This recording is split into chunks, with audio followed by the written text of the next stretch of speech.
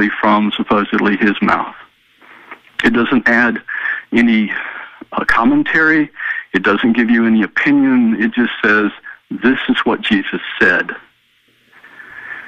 And after reading Thomas, I can see why the powers that be probably didn't want it to get into the Bible, because it is a personal message. It doesn't say you've got to go through this person. It doesn't say you need this person to lay hands on you or do anything. It says, Jesus says, if I tell you that heaven is above you, the birds will enter in before you. And if I tell you that heaven is below you, the fish are already there. But I tell you, heaven is within you, and you must seek it there. And if you can bring forth what is in you, it will save you. But if you cannot bring it forth, it will kill you. And I think it's just profound. It is. It's beautiful. Amazingly. Yeah, the whole book is like that. How did you find the ancient books, though? How did you not run up against resistance? Describe what transliteration is for us. What is the distinction between translation and transliteration? Yeah, I've gotten some flack on that because actually this book is it's mostly translation with transliteration. A translation is, I'm going to say something in one language and tell you what it means in another. The transliteration is taking the sounds of that language and converting it phonetically into another. So we tried our best to select the best transliteration of the names of the fallen angels. So, with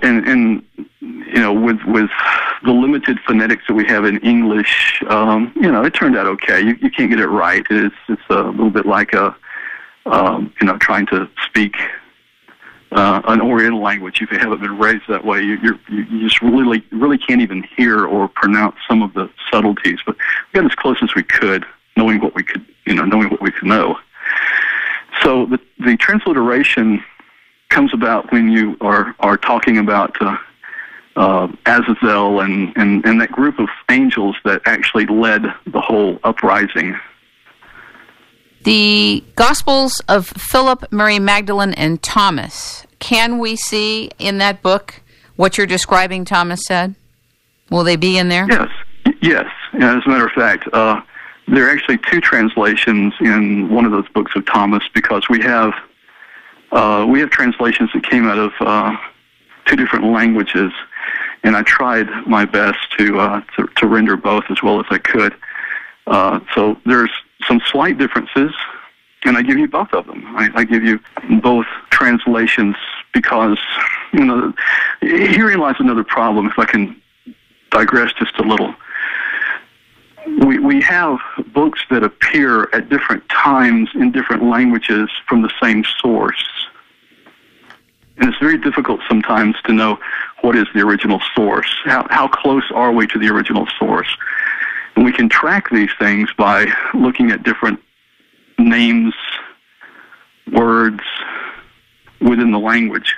Almost like there's an archaeology to language, the written word. Yes, exactly. So, for example, you can say, well, the word refrigerator occurs in this text, and so we know it must be beyond this particular point in history. So, and that's true, for example, in some of the writings that use, say, the zodiac. In 3rd Enoch, they use some Greek words. Just pops in. Out of this Hebrew text, you have these Greek words that appear. Well, wait a minute. That's not only Greek. That's specifically this particular context and this particular astrology, and it was used in this particular time frame. And you can set dates, saying this had to occur no earlier than this. The Gospel of Thomas is 114 sayings, and it looks like it was translated from Arabic to Greek. And so we have these sayings here. What are the contributions of Mary Magdalene in the ancient book? A few tidbits that you can share with us that made you even mention her. I was watching a show about the speculation that Jesus was married. And of course, Dan Brown in his movies brings the book of Mary Magdalene and the book of Philip into his storyline. And I thought, is that really true? And then you have the Gospel of Judas that was discovered not long ago. And so I was very curious. So I went back and I dug around in the libraries, and libraries are open these days. We have more data than we know what to do with. It's being transferred here and there, and almost everything that you could possibly want is now photographed and put on the net. So it's not all that difficult to find if you have the proper passwords to the different universities, and you can, kind of nose around. The thing about the Gospel of Mary Magdalene is that Jesus had a different way of looking at women than was common for his era. He viewed them as equal. He took care of them. He seemed to venerate them. And this really wasn't all that popular back in the day. There's a book called The Gospel of Isa that is a gospel that was supposedly discovered toward Tibet. And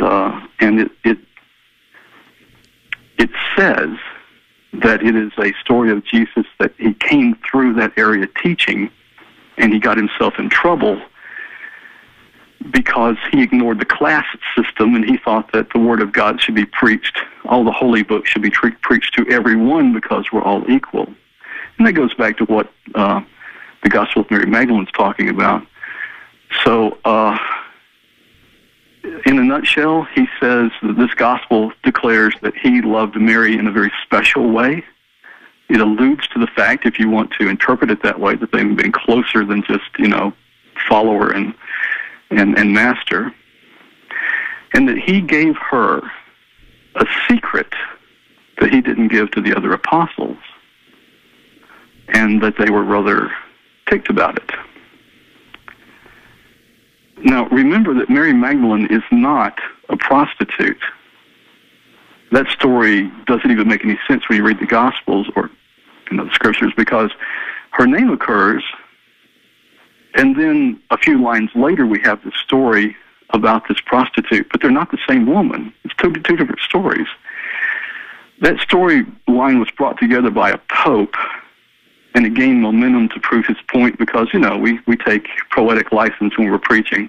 And it took off, noting that people at that time didn't read very well. Not many of them read. So they took what was coming from the pulpit to be, gospel.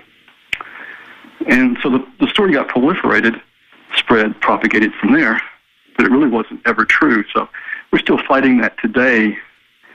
Mary Magdalene was this follower that actually was probably a fairly well-off woman, and Jesus was close to her.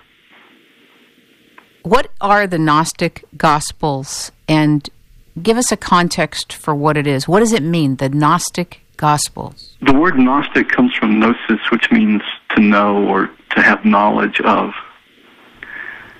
We are taught in mainline Christianity that we are saved by the grace of God through our faith. But we're also told that we come to this knowledge of God through His grace.